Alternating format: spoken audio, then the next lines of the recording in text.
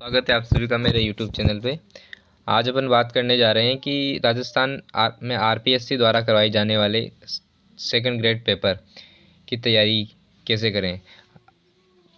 Second grade teacher बनने के लिए आपको दो पेपर को सामना करना पड़ता है। पहला जो पेपर होता है वो होता है जीके का। जो सेकंड पेपर होता है आपके सब्जेक्ट नॉलेज का। तो आज अपन जीके के पेपर की ही बात करेंगे, क्योंकि जो नेक्स्ट वीडियो में अपन सब्जेक्ट के पेपर की बात करेंगे। ठीक है। जीके का पेपर जो होता है इसमें 100 क्वेश्चन होते हैं। प्रत्येक क्वेश्चन 2 मार्क्स का होता है और कुल मिला के 200 मार्क्स होते हैं। और जो सब्जेक्ट का पेपर होता है वो होता है 150 क्वेश्चन का और प्रत्येक क्वेश्चन 2 मार्क्स के होते हैं और 300 मार्क्स में से मेरिट बनती है। यानी कि 200 प्लस 300 कुल मिला के 500 में से मेरिट बनती हैं।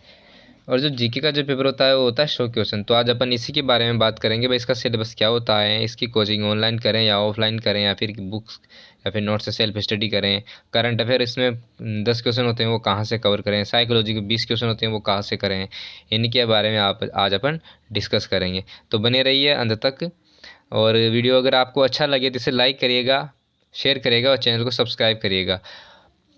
सबसे पहले अपन स्टार्ट करते हैं कि इसका सिलेबस होता क्या है। कि किसी भी एग्ज़ाम की जब अपन तैयारी करते हैं तो उसका सिलेबस प्रथम चरण होता है तैयारी का।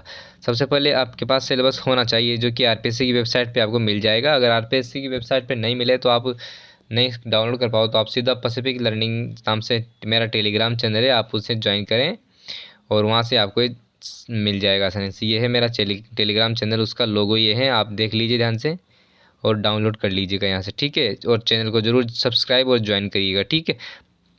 तो अपन भी स्टार्ट करते हैं। इसमें जो जो अपना जो सिलेबस है जीके का, इसको आरपीएससी ने 4 पार्ट में डिवाइड किया हुआ है।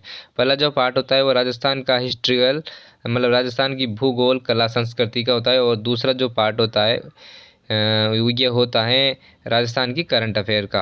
और जो तीसरा पार्ट होता है वो इंडिया की और वर्ल्ड की जनरल नॉलेज का होता है। और फोर्थ जो पार्ट होता है इसमें एजुकेशन साइकोलॉजी का होता है। और एक और चीज़ ध्यान रखने को ये है कि यहाँ पर प्रत्येक गलत क्वेश्चन पे 1/3 मार्क्स काटा जाता है। ठीक है। यानी कि 1/3 नेगेटिव मार्क है क्वेश्चन पर। ठीक है। और जो पेपर होता है वो पूरे 2 घंटे का होता है और मैक्सिमम मार्क्स 200 मार्क्स का होता है। ठीक है। अब अपन बात करते हैं कि इसमें कौन कौन से चैप्टर और टॉपिक क्या क्या होते हैं उनके बारे में। जो पहला जो टॉपिक अपन ने बताया होता है राजस्थान की हिस्ट्री, कल्चर और राजस्थान का सामान्य ज्ञान। सामान्य ज्ञान में क्या क्या पूछा जाता है, इसमें पहला पार्ट होता है ज्योग्राफी का, राजस्थान की ज्योग्राफी का। उसमें आपसे भौतिक की स्थिति इंग्लिश में लिखा हुआ है, मैं आपको इसको इंग्लिश में पढ़ के सुना रहा हूँ, हिंदी में पढ़ के सुना रहा हूँ। आप थोड़ा अगर आपको हिंदी में भी चाहिए तो आपको मेरा चैनल पर आपको हिंदी में भी सिलेबस मिल जाएगा। जो ज्योग्राफी वाला पार्ट होता है ये काफ़ी महत्वपूर्ण पार्ट अपन इसे कह सकते हैं, क्योंकि इससे काफ़ी सवाल ऐसे बनते हैं ज्योग्राफी वाले से कि अपन सोचते हैं कि यार ये ज्योग्राफी मिलेगा, लेकिन ये सारे सवाल करंट अफेयर से रिलेटेड होते हैं। पहला जो इसमें होता है फिजिकल फिजिक्स, यानी कि भौतिक स्थिति और विस्तार। अगला आता है क्लाइमेट, जलवायु, फिर परिवहन तंत्र, अपवन तंत्र, सूर्य, वनस्पति, कृषि, पशुधन और डेयरी डेवलपमेंट, यानी कि डेयरी का विकास, जनसंख्या घनत्व, उसका वर्गीकरण, साक्षरता, लिंगानुपात, जनजातियाँ आदि ये इसके टॉपिक हैं। ठीक है। तो आप इन्हें ये ज्योग्राफी के टॉपिक। इसके बाद और मेजर टूरिस्ट सेंटर, यानी कि जो पर्यटन केंद्र हैं तो वो इसमें ज्योग्राफी में कंसिडर किए जाते हैं। अगला जो पार्ट आता है वो आता है अपनी हिस्ट्री का। इसमें हिस्ट्री का पार्ट है। हिस्ट्री में सिविलाइजेशन की सभ्यताएं दी हुई आपको, जिसमें जो सिलेबस में दी हुई जैसे कालीबंगा, आहड़, ज्ञानेश्वर, बेराट, इनसे बाहर कुछ नहीं पढ़ना है, सिर्फ यही आएगी एग्जाम में। तो आप ये नहीं कि आप आरएस के नोट्स लेके बैठ जाओ, आरएस की लेवल की किताबें लेके बैठ जाओ, उन्हें पढ़ने लग जाओ। तो ऐसे नहीं, जो सिलेबस में दिया हुआ है सिर्फ वही पढ़ना है, उससे बाहर कुछ नहीं पढ़ना है। ठीक है बच्चों। दोस्तों अगला जो पार्ट है आता है इसमें history of Rajasthan from eighth to 18th century, 8 से 18 शताब्दी का इतिहास। इसमें भी क्या क्या पढ़ना है, उसमें आपको पढ़ना है गुजर प्रतिहार। इन सबको मेरे पास नोट्स अवेलेबल है, क्योंकि मैंने तैयारी की हुई है नोट्स की इसकी जीके के अच्छे से। तो आप उसमें अवेलेबल करा दूंगा टेलीग्राम पे। तो इसमें गुजर प्रतिहार पढ़ना है अपने को, चौहान डायनेस्टी, अजमेर के चौहान पढ़ना है, रिलेशन विद मुगल सल्तनत, तो मुगलों से संबंध पढ़ने अपने, किस किस के संबंध पढ़ने, मेवाड़ के, रणथंभौर के, जालौर के। सिर्फ यही पढ़ने हैं, इनसे बाहर कुछ नहीं पढ़ना है, यही आएगा सिलेबस में। आप ये नहीं कि आरएस के नोट्स लेके बैठ जाओ। अगला है मुगल, राजस्थान और मुगल। राजस्थान और मुगल के संबंध में क्या क्या पढ़ना है, राणा सांगा पढ़ना है, राणा प्रताप पढ़ना है, मानसिंह पढ़ना है, आमेर वाला मानसिंह पढ़ना है, चंद्रसेन पढ़ना है, मारवाड़ वाला, राय सिंह पढ़ना है बीकानेर वाला, और राज सिंह पढ़ना है मेवाड़ वाला, जो कि हाड़ी रानी वाला राज सिंह पढ़ना है। बस यही टॉपिक पढ़ने हैं राजस्थान की हिस्ट्री से। अगला टॉपिक आता है मॉडर्न हिस्ट्री का। उसमें राजस्थान की आपको 1857 की क्रांति से संबंधित कुछ पढ़ने हैं। Political awareness, Prajamandal, political awareness में पढ़ना है आपको प्रजामंडल आंदोलन। पॉलिटिकल अवेयरनेस कुछ ऐसा स्पेसिफिक टॉपिक नहीं है, एक्चुअली ये प्रजामंडल से ही रिलेटेड है, ठीक है, ये वहाँ से पढ़ना है आपको। इसके बाद नेक्स्ट आता है जनजातीय आंदोलन, जैसे मीणा आंदोलन, भील आंदोलन, ग्रासिया मीणा और भील आंदोलन, ये दो ही आंदोलन है। छोटा सा टॉपिक है, मेरे पास पूरे नोट्स अवेलेबल है, मैं आपको उपलब्ध करा दूंगा टेलीग्राम पर, ठीक है। अगला आता है इंटीग्रेशन और राजस्थान। सबसे महत्वपूर्ण टॉपिक ये है क्योंकि इसमें सवाल आते ही आते हैं, क्योंकि हाईलाइट करके दिया हुआ है। राजस्थान का एकीकरण पढ़ना है आपको। अब ये तो हो गया हिस्ट्री की बात, हिस्ट्री और जियोग्राफी का हो गया बात। अब नेक्स्ट जो चीज़ निकल के आती है अपने सामने वो है कल्चर। कल्चर में क्या पढ़ना है, लोक देवता और लोक देवियाँ पढ़नी है, ठीक है। अगला संत संप्रदाय पढ़ना है। राजस्थान की स्थापत्य की कला में किले, दुर्ग, महल पढ़ने हैं। चित्रकला पढ़नी है, मेले त्यौहार पढ़ने हैं, और कस्टम ड्रेसेस यानी कि जो पहनावा है राजस्थान का वो देखना है, गहने, चित्रकला, गहने ये देखने हैं। राजस्थान के लोक संगीत पढ़ना है, डांस पढ़ना है, लोक नृत्य। इसके अलावा भाषा और साहित्य ये पढ़ना है, ठीक है। इसमें से आपका ये पार्ट कवर हो गया राजस्थान का जनरल नॉलेज वाला। अब अगला जो पार्ट निकल के आता है वो है अपने पास राजस्थान की पॉलिटिकल सिस्टम ऑफ राजस्थान। इसमें क्या क्या पढ़ना है आपको, इसमें राज्यपाल, एक मिनट, ऑफिस ऑफ गवर्नर यानी कि राज्यपाल का रोल और उसकी शक्तियाँ क्या क्या है वो पढ़नी है आपको राज्यपाल की। चीफ मिनिस्टर ऑफिस पढ़ना है आपको, यार स्टेट से राजस्थान का सचिवालय पढ़ना है, और ऑर्गेनाइजेशन और आरपीएससी को पढ़ना है। बहुत छोटे छोटे टॉपिक है, पॉलिटिकल साइंस के टॉपिक आएगी, किसके, पॉलिटी के टॉपिक आएगी। ये बहुत आसान सा टॉपिक है, बहुत आसानी से कवर कर लोगे आप इन्हें, बहुत ज़्यादा घबराने की जरूरत नहीं है। बस यही कि टाइम लगेगा एक बार शुरुआत में चीज़ों को कवर करने में। फिर इसके बाद अगली स्लाइड पे चलते हैं अपन। तो अगली स्लाइड पे आता है यही राजस्थान की पॉलिटिक्स संबंधी थी। स्टेट ह्यूमन राइट कमीशन यानी कि राजस्थान मानवाधिकार आयोग, ये state human right commission Rajasthan मानवाधिकार आयोग, ये पढ़ना है आपको एक। इसके बाद पंचायती राज, बहुत महत्वपूर्ण है पंचायती राज। तो आप ये समझिए, ये तो टॉपिक बहुत स्टार लगा लो इस पर, ये आएगा एग्ज़ाम में, हर बहुत आसान है और एक पॉलिटिका का भी महत्वपूर्ण सवाल है। इसके बाद आता है राजस्थान की विधानसभा। भाई राजस्थान में कितनी विधानसभा चुनाव हो चुके हैं, कौन सी विधानसभा में कौन मुख्य सचिव कौन रहे, किसके कार्यकाल में कौन रहे, ये सब मुख्य सचिव संबंधित हैं। इसके अलावा विधानसभा में प्रोटेम स्पीकर किसने बनाया, मुख्यमंत्री का कौन सा कार्य, इस तरह के लिए राजस्थान की विधानसभा से संबंधित सवाल पूछे जाएंगे। ये हो गया आपके लिए। इसमें से लगभग 40 सवाल आते हैं, जो मैंने पहला पार्ट यहाँ तक का करवाया ना, इसमें से लगभग 40 सवाल आएंगे आपके यहाँ, 80 क्वेश्चन का मैटर है ये, सॉरी 80 नंबर का मैटर है। अब अगला जो पार्ट आता है अपने पास वो आता है, एक मिनट साफ कर दूँ मैं इसे, थोड़ा धैर्य बनाना दोस्तों। अगला जो पार्ट आता है अपने पास आता है करंट अफेयर ऑफ राजस्थान। तो करंट अफेयर में क्या पढ़ना है अपने को, major current issue and happening at state level too, यानी कि राजस्थान में जो भी योजनाएं चल रही है, फ्लैगशिप योजनाएं चल रही हैं। इसके अलावा इसमें स्पोर्ट्स का और गेम्स का थोड़ा हाईलाइट करके दिया हुआ है, तो ये ज़रूर थोड़ा ध्यान से पढ़ना है आपको, क्योंकि इस गेम जब हाईलाइट इसमें जो टॉपिक दे देना हाईलाइट करके, वो तो वहाँ से सवाल पूछा ही पूछा जाना है। और मैं आपको बता दूँ सिलेबस से बाहर कुछ भी नहीं पूछा जाएगा, तो आप सिलेबस को अच्छे से तैयार करें। कैसे तैयार करेंगे थोड़ा आगे डिस्कस करेंगे। अब ये देखो, ये जो करंट अफेयर है ये एक्चुअल में जो ज्योग्राफी में जो टॉपिक दिए हुए हैं, जैसे कि ये वनस्पति किससे संबंधित, वन से, तो वन रिपोर्ट के बारे में पूछ लेंगे, करंट का टॉपिक हो गया। एग्रीकल्चर में जोतों का प्रकार पूछ लेंगे, कितनी जोतों की संख्या पूछ लेंगे, करंट का टॉपिक हो गया। पशुधन में पशुओं की संख्या क्या है, करंट का टॉपिक हो गया। डेयरी डेवलपमेंट, बजट में कौन कौन सी डेयरी संबंधित घोषणा हुई है वो पूछ लेंगे। पॉपुलेशन डिस्ट्रीब्यूशन यानी कि जनसंख्या वितरण वृद्धि, ये सब करंट का टॉपिक है। ये मेजर टूरिस्ट सेंटर, पर्यटन से संबंधित क्या क्या योजनाएं सरकार कंडक्ट कर रही है, ये सब करंट अफेयर से रिलेटेड है सवाल। तो इन जब ज्योग्राफी आप तैयार करो तो करंट अफेयर को ध्यान रखते हुए तैयार करो, क्योंकि करंट अफेयर का मतलब होता है कि बजट्स और इकोनॉमिक सर्वे, इतना ही करंट अफेयर का मतलब होता है। और ये कोई ज़्यादा स्पेसिफिक और करंट अफेयर के लिए भी मैं आपको बता दूंगा कि आप क्या पढ़ना है, कैसे पढ़ना है। बहुत ज़्यादा लगता है सिर्फ सिलेबस की बड़ा है, लेकिन बहुत ज़्यादा बड़ा नहीं है, ठीक है। अब अपन करंट अफेयर की बात चलता है, general knowledge of India and world.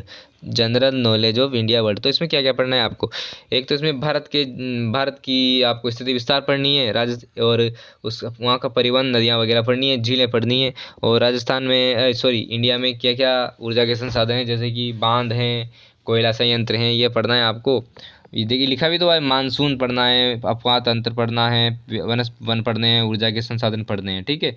और वर्ल्ड में आपको जनसंख्या वितरण, मतलब प्रवास कितना हो रहा है, किस महाद्वीप की जनसंख्या क्या है, ये आपको इसमें पढ़ना है।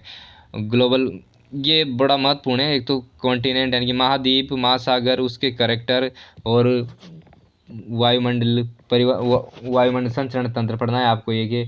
इसके अलावा कई सारे इन्वायरमेंटल इशू, जैसे ग्लोबल वार्मिंग हो गया, ओजोन क्षरण हो गया, और उनके लिए सर अपन ने यूएन ने क्या क्या प्रयास किए हैं वो इसमें पढ़ने हैं। ये है इसमें जनरल नॉलेज ऑफ इंडिया और वर्ल्ड में। थोड़ा लगता है थोड़ा डिफिकल्ट पार्ट है, लेकिन बहुत आसान पार्ट है जब आप इसको एक बार नोट्स में, ऐसे तो मैं इसको नोट्स अवेलेबल करवाने की कोशिश करूँगा आपको टेलीग्राम पे। कुछ अवेलेबल है भी सही पहले से ही, तो आप उन्हें देख लीजिएगा। बाकी अगर आप कोचिंग करते हो तो थोड़ा बेस्ट रहेगा मेरे हिसाब से। तो सेल्फ स्टडी में क्या है कि टाइम लग जाता है, अगर आपने इससे पहले पढ़ा हुआ नहीं है तो मेरी सलाह तो ये है। अगला है इसमें इंडिया का इकोनॉमिक पार्ट। इकोनॉमी में क्या क्या हुआ है, एक तो एग्रीकल्चर है, इंडस्ट्री, थोड़ा क्या है कि ये इंडिया का करंट से संबंधित है।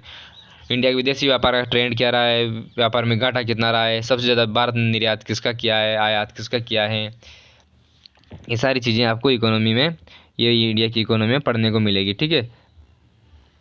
अब अपन बात करते हैं इंडिया की political constitution and political system and foreign policy. इसमें आपको टॉपिक सब मेंशन कर रखे हैं, बहुत आसानी से आपको ये मान लो कि आसानी से कवर हो जाएंगे, कोई दिक्कत आने की ज़रूरत नहीं है। ये जो भारत की पॉलिटिकल है, इसमें जो टॉपिक दिए हुए हैं ना वही पढ़ना है।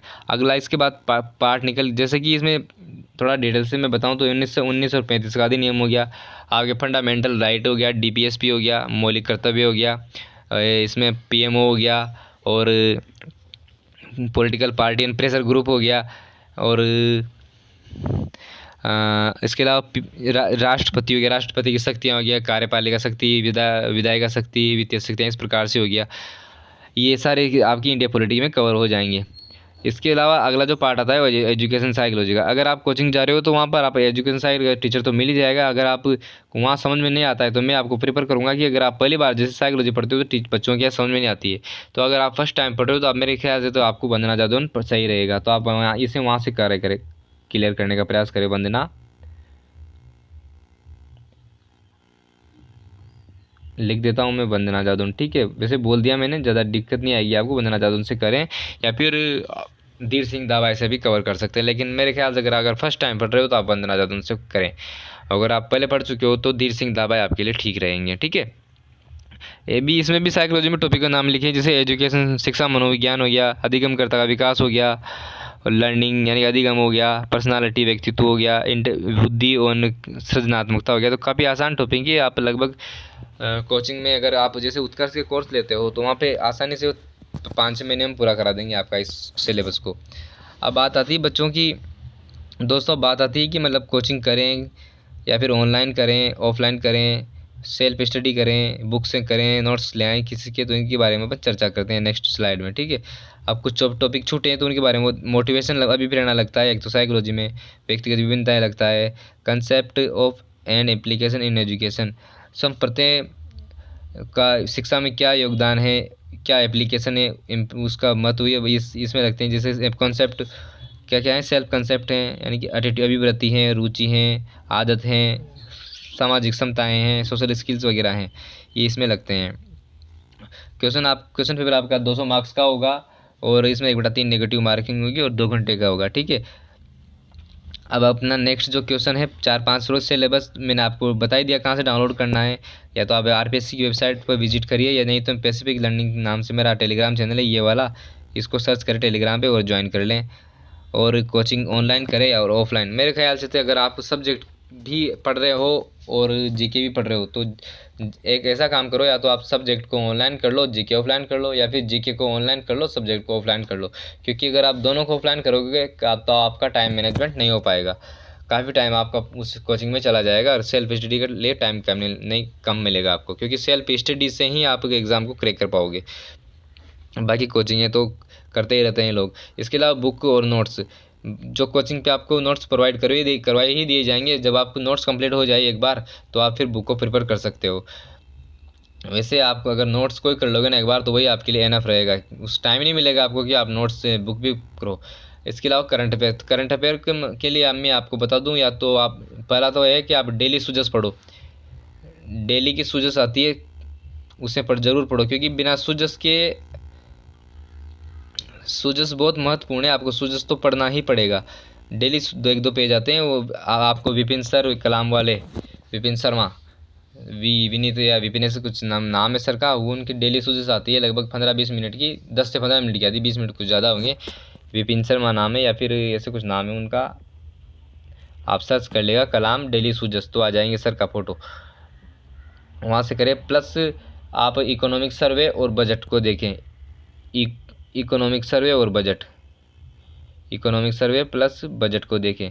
बजट को किस तरह से देखेंगे, आपको जो सिलेबस में दी हुई चीज़ें, जैसे कि कृषि दिया हुआ है तो उसमें क्या, उसमें प्राप्तियां क्या रही, वे क्या रही कृषि में सरकार के द्वारा। और इकोनॉमिक सर्वे में भाई इसमें इतनी प्राप्ति हुई, इतना लॉस हुआ, इस तरह से नई योजनाएं चल रही है, वह सब इकोनॉमिक सर्वे बजट का पार्ट होता है।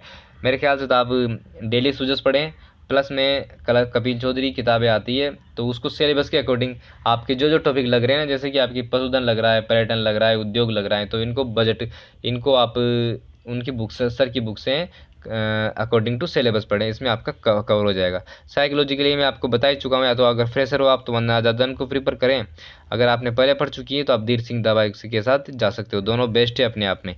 ठीक है भाई दोस्तों, यदि आपको मेरे द्वारा दी गई जानकारी पसंद आई हुई हो तो आप चैनल को लाइक करें, चैनल को सब्सक्राइब करें, वीडियो को लाइक करें, शेयर करें, और मेरे टेलीग्राम चैनल पैसिफिक लर्निंग को जरूर ज्वाइन करें।